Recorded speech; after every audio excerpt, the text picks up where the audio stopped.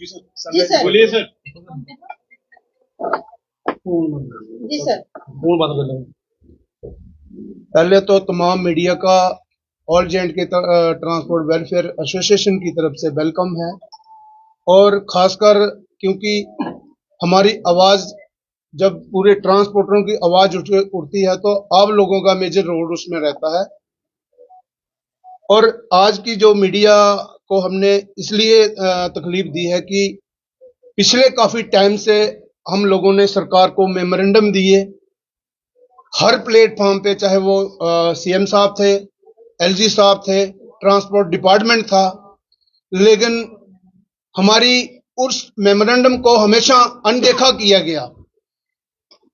और पिछले काफी टाइम से हमारी जो दो हमारे खित्ते हैं, जम्मू और कश्मीर सिटी, और पूरी इकाइयां हमारी जो कश्मीर में जितने ट्रांसपोर्टर हमारे प्रधान साहिबान हैं, उनसे हमारी मीटिंग पिछले 2-3 दिन से हमारी कंटिन्यू मीटिंग चल रही है। और कल एक यूनानिमसली हमारी पूरी ट्रांसपोर्ट की एक मीटिंग हुई, जिसमें हमने निर्णय लिया है कि हम आने वाला जो मंडे है उस दिन हम चक्का जाम करेंगे, क्योंकि हमेशा ट्रांसपोर्टरों को दबाया गया है।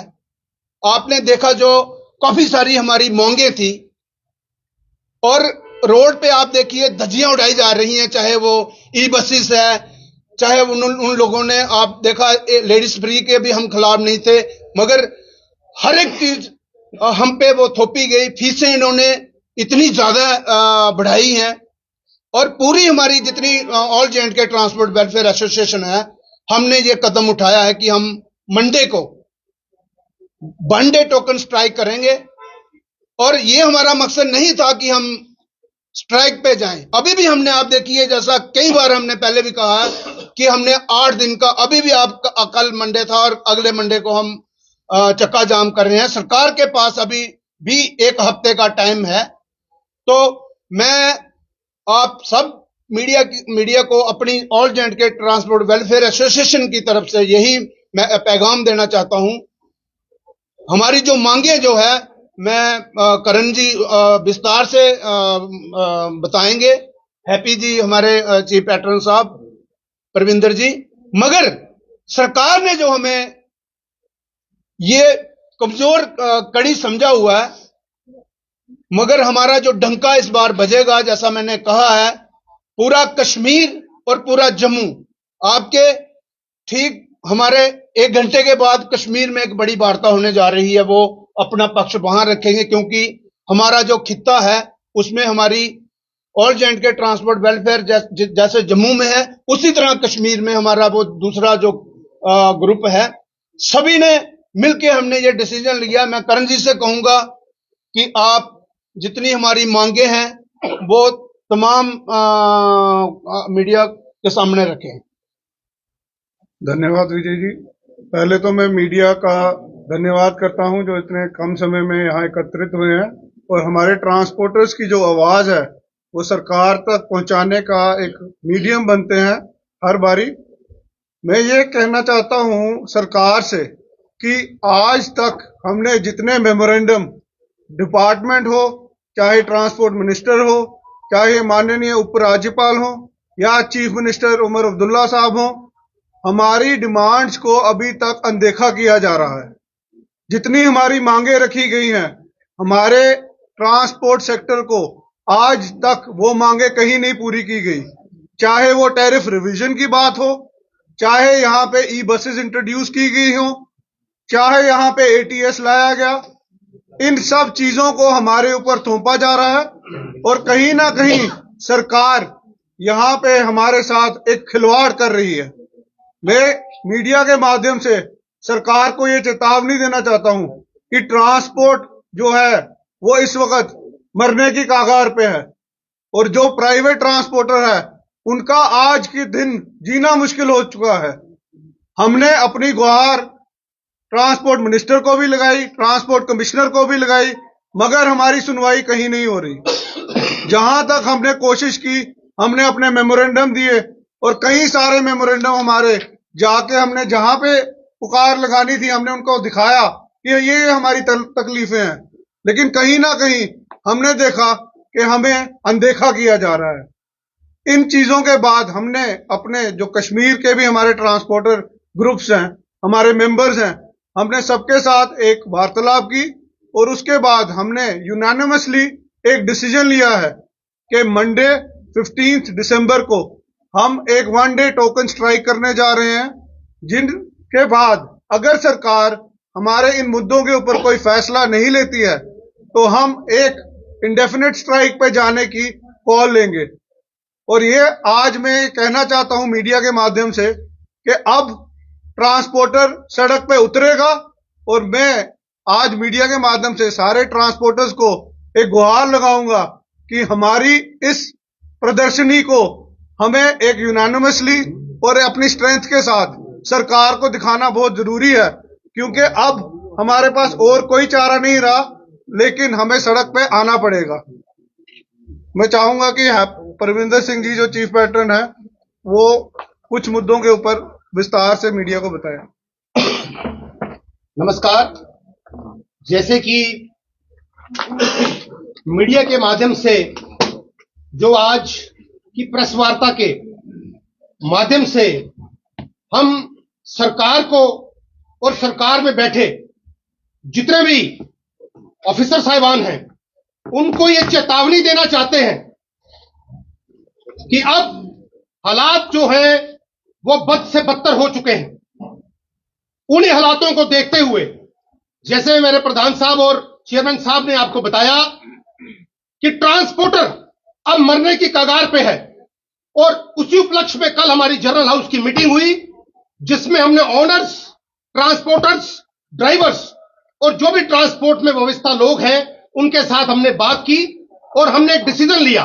जम्मू प्रांत में और कश्मीर प्रांत में हमने इस डिसीजन के माध्यम से सरकार को चेतावनी देने के लिए आज ये प्रेस वार्ता रखी है, जिसमें जो हमारा विषय है मैं आपको बता देना चाहता हूं कि सरकार जो है वो कहीं ना कहीं हमें मारने के लिए रोज नए हथकंडे लेके आती है, जिसमें सबसे बड़ा रोल जो है आने वाले दिनों में आप देख रहे हैं एटीएस के माध्यम से सरकार हम पे जो प्राइवेटाइजेशन थोप रही है without taking any transporter in the confidence.